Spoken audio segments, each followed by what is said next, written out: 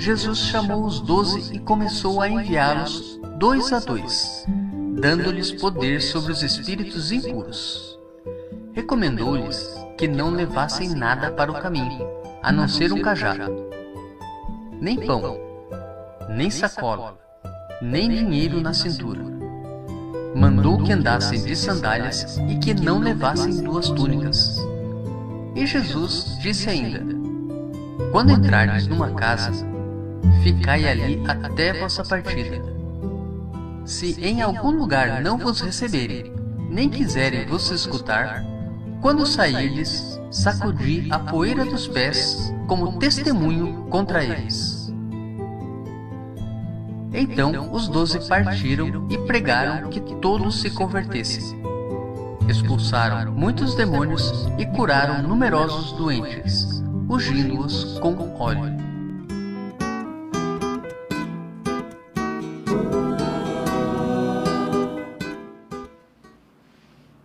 Este é o Evangelho desse domingo, 11 de julho de 2021, chamado 15º domingo do tempo comum. Normalmente este trecho do Evangelho de São Marcos é chamado do Evangelho do envio, quando Jesus envia os seus discípulos de 2 em 2 para esta região aí da Galileia. Porém, nós temos que perguntar algumas coisas para entendermos este Evangelho, interpretarmos e aplicarmos em nossa vida hoje, nas nossas vidas, nossas missões, o nosso testemunho cristão, nosso serviço, a nossa movimentação na construção da sociedade. O primeiro ponto que a gente precisa perguntar é quem é o Jesus que envia estes discípulos de 2 em 2. E nós não faremos nenhuma divagação aqui de caráter imaginativo, de caráter espiritualizante, mas procuraremos entender quem é o Jesus sobre quem Marcos diz que fez o envio. Esse Jesus de Marcos é o Jesus do serviço, como nós dissemos nas reflexões do Evangelho anteriormente. E ele chegou afirmando que o reino de Deus está próximo, está junto, está ali. Através dele se faria encarnado realidade nesta região da Palestina e no mundo. Então esse Jesus é o realizador do reino de Deus, no meio da humanidade, com a humanidade, para a humanidade. E quando Jesus surge, dizendo que o reino estava próximo, estava junto, ele pedia que que as pessoas se convertessem e crescem no Evangelho, isto é, no conteúdo do ensino dele, no conteúdo do reino. É o reino que tem conteúdo que visa despertar a fé como dom de Deus nas pessoas. A segunda coisa que é preciso afirmar é que este Jesus é sucessor de João o Batista. Isto é de fundamental importância para entendermos o envio que ele faz aos seus discípulos. João o Batista é aquele que faz a travessia do Antigo Testamento aportando no Novo.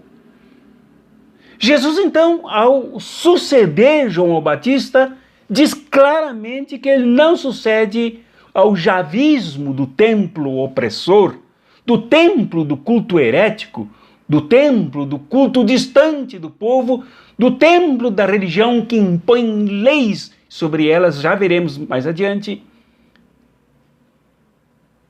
que oprime, que massacra, o templo da religiosidade do altar, o templo dos sacrifícios de animais e não dos sacerdotes e dos membros da região que se sacrifiquem com o povo e pelo povo, mas de um sacrifício meramente cultico, separado do povo. Não. ao suceder João Batista, também é claro que Jesus não sucede nem o Davi, que tem várias quadras de corrupção, de desavenças na vida dele, de provocação de guerras por interesses pessoais, e nem mesmo de Salomão, do templo, que fundador do templo, que o fez explorando os trabalhadores e acentuando a escravatura. Não, Jesus não é sucessor dos reis e poderosos que oprimiram o povo que veio lá do Egito, absolutamente escravizado, descaracterizado como ser humano. Não, Jesus não sucede, Jesus sucede João o Batista. Portanto, Jesus vem da linha dos profetas, daqueles que denunciam tudo isso que eu acabei de enumerar e muito mais. Aqueles que optam pela opressão. Não, Jesus vem pelos profetas que denunciam tudo isso, os profetas pobres, os profetas mártires, os profetas que se disponibilizaram a morrer pelo compromisso com a aliança de Deus, com os pobres, com o povo. Então, portanto, é fundamental afirmar que Jesus é sucessor na linha de João o Batista. Aquele que fez uma experiência nas barrancas de Qumran, na comunidade dos essênios, plantando, cuidando da natureza e dividindo as plantações, os frutos, os produtos entre todos, para que não tenham fome. Jesus aprendeu isso com João o Batista. E se vê João o Batista aqui no próprio envio, quando Jesus pede que seus discípulos se dirijam às comunidades, às famílias, às ruas, aos povos desta região, de forma despojada, de forma pobre, sem apego. Isto é, uma origem e um princípio essênico, batisteniano, que Jesus adota. Esse é o Jesus de Marcos. O Jesus de Marcos é sempre cercado pela multidão e a gente sabe que a multidão não segue líder seco, líder vazio, líder sem proposta, líder sem carisma, líder que não aponte saídas. A multidão não segue pastor que não guia. Se Jesus era seguido, apertado e até sufocado pela multidão, é porque ele tocava nessa multidão, é porque ele propunha para essa multidão, porque ele era a saída para essa multidão, porque ele era a cura, porque ele era compartilhamento de pão, de peixes, ele era tudo na satisfação das necessidades mais básicas deste povo. E Jesus, no reverso, no contraditório, era diferente de tudo que aí se impunha sobre o povo, sobre a religião já vista, sobre o templo já vista, sobre o Império Romano, sobre os fariseus, sobre os saduceus, sobre todos aqueles que massacravam e sufocavam o povo. Este Jesus é absolutamente original a tudo que já se experimentou nesta região. Jesus que Marcos propõe, que Marcos apresenta, que Marcos mostra neste evangelho também, é aquele que tem um carinho todo especial, um carisma todo marcante e libertador com o setor mais oprimido da Palestina, que eram as mulheres. Por isso Jesus vai à cama, ao quarto da sogra de Pedro, a cura e a toma pelas mãos. Por isso ele segue Jairo, chefe da sinagoga que o tinha expulsado, para curar a filha de Jairo com 12 anos. Também entrando no seu quarto, coisa proibida pela lei, tocando na moça também, coisa proibida pela lei, estendendo-lhe o apoio, a cura, a fé, para que ela se colocasse de pé.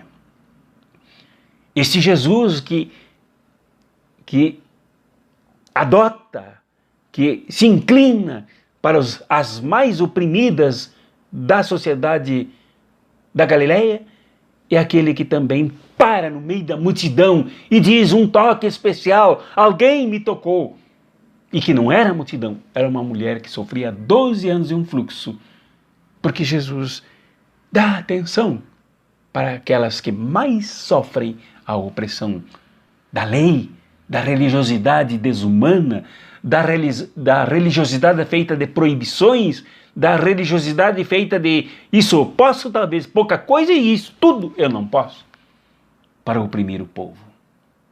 Tanto é assim que em Cafarnaum, Jesus disse claramente ao curar um homem no sábado, um homem sem poder atuar na natureza, sem intervir na natureza, sem intervir como alguém que transforma a natureza, porque tinha uma das mãos ressequidas. Jesus o curou em pleno sábado, quando os fariseus, sempre atentos para massacrar, para oprimir, para perseguir, para punir, para delatar, para trair, para caluniar, para injuriar, Jesus disse que o sábado foi feito para o homem e não o homem para o sábado. Isto é, se as leis servirem para o ser humano, elas são boas, são libertadoras, mas se não servirem, para nada mais prestam. Este é o Jesus de Marcos que envia os discípulos, que se inquieta daqui para lá, sem tempo para comer, sem tempo para descansar, totalmente entregue à multidão, que atravessa o lago de Tiberíades, vai para o outro lado, opta por curar um homem, contrário aos interesses dos proprietários dos porcos, volta de lá, se encontra com a multidão e atende a todos. É um Jesus do povo, não é de altar. É um Jesus do meio da multidão e não de templo. É um Jesus que cheira a polvo e não a fumaça de sacrifício no altar, de holocausto que não serve para nada. Este é o Jesus apresentado por Marcos, que agora envia os seus discípulos com uma orientação de ponto por ponto a ser praticado que ele adquiriu com João Batista. E manda para o meio do povo, de 2 em 2 cada um. E quem eram esses discípulos? Também é preciso perguntar quem eram eles. Não eram da elite do judaísmo, do templo, das sinagogas, dos fariseus. Eram trabalhadores, eram pescadores, um trabalhador da alfândega. Eram pessoas absolutamente envolvidas com o sacrifício, com a luta, com o sofrimento para angariar a sobrevivência. Portanto, eram pessoas que podiam entender e assimilar, se comprometer com o projeto do seu reino, porque o seu reino era para criar as condições de justiça no meio da humanidade, criando novas relações. Então eram trabalhadores. Pode-se dizer tranquilamente que os primeiros quadros de realização do projeto de Jesus, do envio de Jesus, foi a classe operária, foi a classe trabalhadora, extraída do meio dos escravos e dos abandonados. E foram esses quadros que foram preparados por Jesus e agora enviados. Repito, não foram dos quadros da elite dominante, não foram dos quadros que defendem os interesses dos que exploram, mas dentre os explorados, que defendem os interesses dos pobres. E a esses Jesus determinou que fossem a Galileia, que também é uma região que precisa ser entendida. Uma região sufocada pela presença de Herodes. E aqui no capítulo 5, eu mencionei o Jesus visto por Marcos, apresentado por Marcos, até o capítulo 6 aqui agora. Portanto, no capítulo anterior, capítulo 5, e agora no capítulo 6, ainda se fala no Herodes, que ele matou João o Batista. Herodes que esparramava a violência e o derramamento de sangue na região da Galileia. Tanto é que descobertas arqueológicas recentes demonstram muitos locais, túneis, fósseis de resistência armada do povo que não aceitava o domínio do Império Romano, através principalmente do Herodes, que era um sanguinário. Foi para esta região que Jesus enviou, uma região invejada pelo mundo inteiro. Por ali transitavam os filósofos, principalmente da corrente dos cínicos, e que faziam as suas pregações, seus ensinos nas praças, nas ruas. Ali estavam os fariseus constantemente sacrificando o povo com as suas leis, com as suas ordenanças, mesmo o povo que não era judeu. Por ali cruzavam aventureiros, os místicos, pregando todo tipo de coisa para o povo. Esta era uma região conflagrada, uma região de ocupação militar por parte de Roma e também de ocupação político-religiosa por parte do templo, que mandava os seus enviados a controlar o povo a todo momento. Jesus mandou os seus discípulos nesta região, para esta região, com uma intenção clara, por São Marcos, que, como eu já informei em reflexões anteriores, foi escrito em Roma. Bem mais tarde, quando Pedro, Paulo, Marcos e tantos outros, a comunidade em Roma pequenina, optava pelos escravos e era sofrida pelas perseguições. Então, este evangelho se inspirou no que Jesus fazia nesta região ao enviar os seus discípulos de 2 em 2 para uma região extremamente visada. E o fato de pedir a eles e orientá-los a se hospedarem numa casa e não pular de casa em casa até retornarem, era o sentido de o estabelecimento de uma relação que ninguém fazia nessa região. Os fariseus não ficavam em casa alguma porque eles não se hospedavam nas casas dos gentios, dos que eles consideravam pagãos abomináveis. Jesus mandou seus discípulos se hospedarem nas casas, serem acolhidos nas casas, acolher as pessoas que os acolhiam, a compartilhar os seus alimentos, as suas camas, as suas salas de refeição, conversar com elas. Não era só uma pregação e ensino no meio das ruas, das praças, mas nas casas do povo desta região feita de pescadores e trabalhadores. Então, este ato de as pessoas se hospedarem nas casas, muito próprio dos semitas antigos, que gostavam de hospedar os estrangeiros, os transeuntes, os viajantes. Mas Jesus os mandou ficarem na casa. Esta é uma região conflagrada, muito parecida com o que nós vivemos no Brasil hoje, que nós vivemos no nosso mundo hoje, invadido por tremendas forças militares, que servem aos interesses dos poderosos, dos que só querem matar, roubar, assaltar, retirar as riquezas daqueles que produzem e delas não podem desfrutar.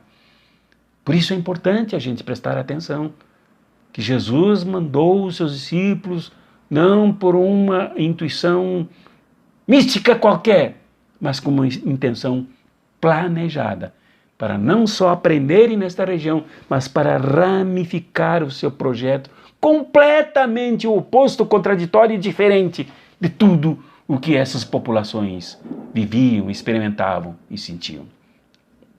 O projeto da Boa Nova, o projeto do reino, o projeto de Jesus que vem ensinar a compartilha, mesmo das mais brutais necessidades.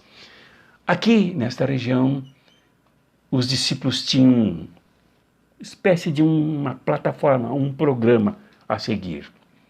Lá no versículo final do capítulo, desse trecho, versículo 13, os versículos 12 e 13, diz qual era um pouco dessa plataforma. Uma delas, pregar. Eles pregaram e converteram.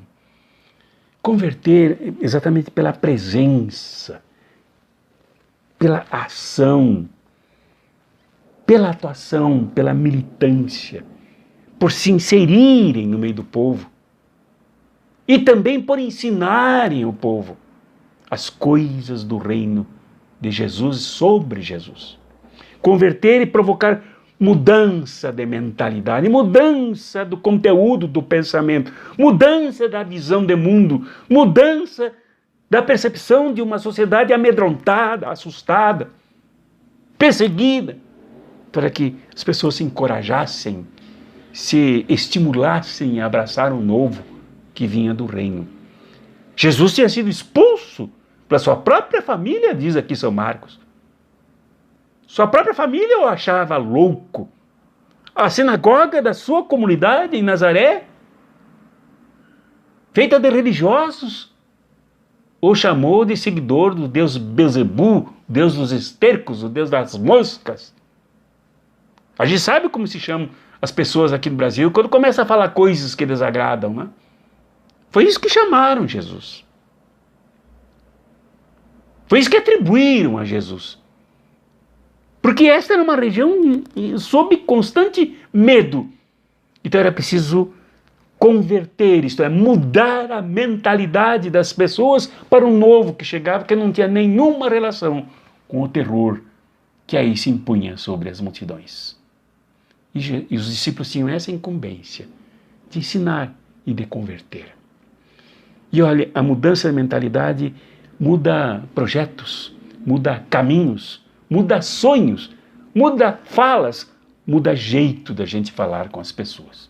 Era preciso a conversão. A conversão é necessária. Não para o moralismo, não para o legalismo, não para a discriminação, mas para ampliar a visão de mundo, no mundo, para os discípulos de Jesus, para os novos discípulos, novas comunidades. E aí expulsarem muitos demônios.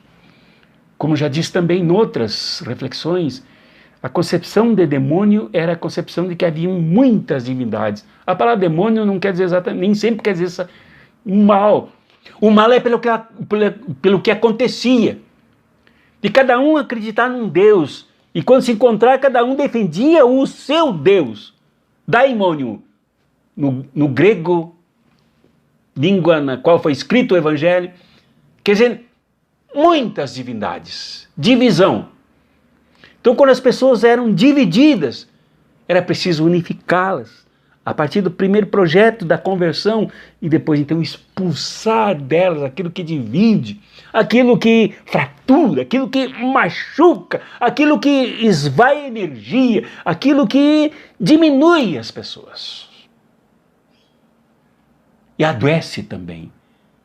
As pessoas endemoniadas, isto é, divididas, amedrontadas, se sentem em estado infernal.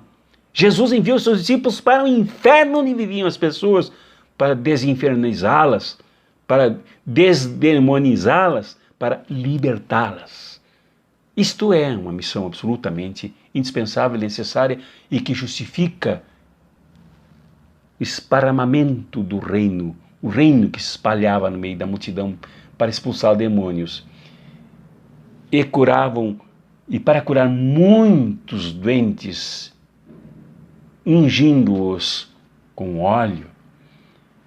Isso quer dizer que esta região era habitada por pessoas que eram muito doentes, havia muita doença, lepra, problemas mentais, problemas psicológicos, descontroles, exatamente porque não havia o senso da inclusão, não havia o senso da comunitarização, não havia o senso da comunhão, não havia o senso da compaixão, como mais adiante Jesus se referirá e nós mencionaremos isto no Evangelho do domingo que vem, se sobrevivermos a esta semana. Então, o ato de curar os numerosos doentes, o Evangelho faz questão de dizer numerosos doentes, é o ato de tocar nas pessoas, ungi-las com óleo. Uma das poucas coisas que os discípulos deveriam levar era óleo de oliva, com ricas propriedades de cura. Pensar as pessoas. Lembremos de São Lucas, o que ele fala do homem que curou, que levantou o caído à beira da estrada, pensando as suas feridas com óleo, Tocar nas pessoas era necessário. Tocar nas pessoas. As pessoas se tocarem umas nas outras é um dos sinais do reino que Jesus mandou seus discípulos realizar. Este é o projeto do reino, de pessoas que se tocam, sem se explorarem, sem se erotizarem, sem umas diminuírem as outras, mas pelo contrário, para umas levantarem as outras, curarem, ungindo com óleo. Os discípulos foram levados por Jesus, enviados por Jesus para ungirem as pessoas. Nada melhor do que ungir as pessoas com um óleo santo que cura, que inclui as pessoas nesse novo projeto do reino. Creio, meu amigo e minha amiga, que esta proposta é uma proposta que nós deveríamos pensar, que deveria nos tocar profundamente e nos transformar. Porque hoje se grita, batendo no peito, quanto pecamos por não cuidarmos das pessoas simples, as pessoas humildes, que foram devoradas por milicianos, por fascistas, por fundamentalistas, por picaretas de toda a ordem, que se dirigem ao povo mais humilde para explorar aqui no Brasil, nas nossas favelas, nas nossas matas, nossos rios, nas nossas ruas, nosso transporte coletivo, as pessoas exploradas por tantos outros que só lhes tiram a pele, arrancam couro com carne e tudo. É um desafio para nós nos dirigirmos ao povo para curar, para expulsar dele os seus demônios, os demônios da própria sociedade que oprime, que massacra, que endemoniza, que sataniza as pessoas, que as enche de ódio, que as enche de divisões. Então este é o projeto do reino de Jesus. Hoje as pessoas, pleno século XXI, dizem, não, nós nos afastamos do povo e o povo foi abocanhado pelos inimigos dele mesmo e usou o próprio povo contra si mesmo. Pois isso Jesus já sabia no primeiro século da nossa era, quando ele mandou seus discípulos para o meio do povo, para o meio da Galileia. Hoje nós temos que fazer as nossas favelas a nossa Galileia, nas nossas ruas a nossa Galileia, nossas casas a nossa Galileia, o nosso mundo a nossa Galileia, para aí trabalharmos a conversão para esse projeto de libertação, esse projeto de confraternização, esse projeto de solidariedade, esse projeto que as pessoas não passam umas pelas outras quando percebem que há alguém doente, mas que levantam, estendem as mãos para solidarizar-se com quem precisa. Que isso seja assim contigo, meu irmão, minha irmã. Que seja assim comigo, que nós nos levantemos, sendo enviados também por Jesus, que nos envia para as Galileias de hoje. Em nome do Pai, e do Filho, e do Espírito Santo. Amém.